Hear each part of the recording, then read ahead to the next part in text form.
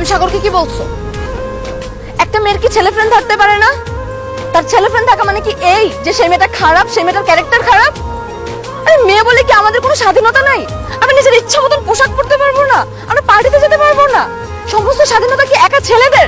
আমরা কেউ না? আহা তিথি, এত কিছু তো বোঝানোর কিছু নাই, তাই না? তুই ব্রেকআপ করে দে, আমি তো আছি তোর পাশে। ও তো আছেই, যে কিনা সময় এবং সুযোগের অপেক্ষায় আছে, যে সুযোগ পেলে তোমার ক্ষতি করতে একটুও দ্বিধাবোধ করবে না। তুমি তোমার ফ্রেন্ডদের সাথে ওপেনলি ওয়েস্টার্ন ড্রেস পরে ঘোরাফেরা করতেছো, হয়তো ভাবতেছো ওরা তোমার আপন মানুষ, ফ্রেন্ড, কিন্তু সুযোগ পেলে তারাও তোমার ক্ষতি করার জন্য দ্বিতীয়বার চিন্তা করবে না।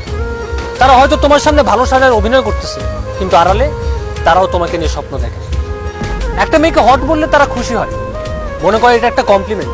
আরে ভাই, একটা ছেলে কোন নজরে দেখলে তোমাকে হট বলতে পারে, আর তাতে তোমরা খুশি হয়ে যাবে। হট শব্দটা কখনোই একটা কমপ্লিমেন্ট হতে পারে না। তাই বলে আমি তোমাদের মেয়েদের দোষ দিচ্ছি না, তোমরা সরল মনে ছেলেদের বিশ্বাস করো, আর ছেলেরা সেই বিশ্বাসটাকে কাজে লাগিয়ে তোমার ক্ষতি করার চেষ্টা করো। ও তুমি জানো গতকালকে আমাকে কি বলেছিলে?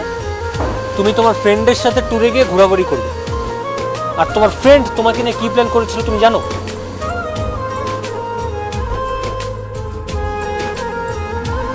আর তুই এত প্যারা নিচ্ছিস কেন ভাই? কোনো সমস্যা নেই, আমি তোরে বললাম তো আমি তিথিকে নিয়ে চলে আসতেছি। শোন, মালটার পিছনে অনেক দিন ঘুরছি, বুঝছিস? খুব কষ্ট করে ম্যানেজ করছি। অবশ্য এখনো আমার অন্ধের মতো বিশ্বাস করে। তো আজকাল চারিপাশে শুধু ধর্ষণ, ধর্ষণ আর ধর্ষণ। আমি জানি এই ধর্ষণের জন্য কখনোই একটা মেয়েদের বাজে পোশাক দায়ী না, দায়ী আমাদের মতো ছেলেদের বাজে মন মানসিকতা।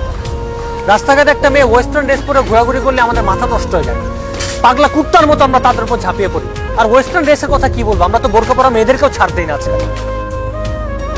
আমার কথা হচ্ছে মেয়েরা তাদের মন মতো পোশাক পরতেই পারে, কিন্তু ভাই সমাজটা তো ভালো না, আর আমাদের ছেলেদের মন মানসিকতা তো আরো ভালো না।